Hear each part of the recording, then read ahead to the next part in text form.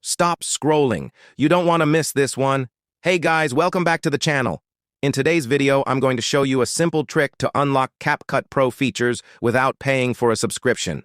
I'll break everything down step by step so it's super easy to follow, even if you're a beginner. Make sure you watch until the end because you don't want to miss any important part.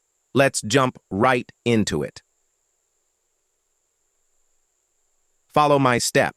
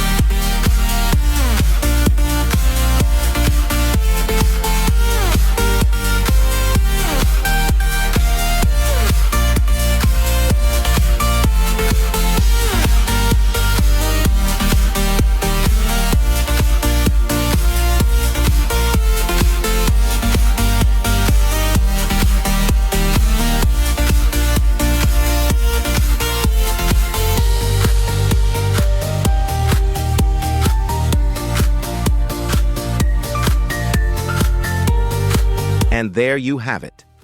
If this trick helped you, smash that like button, subscribe, and turn on notifications.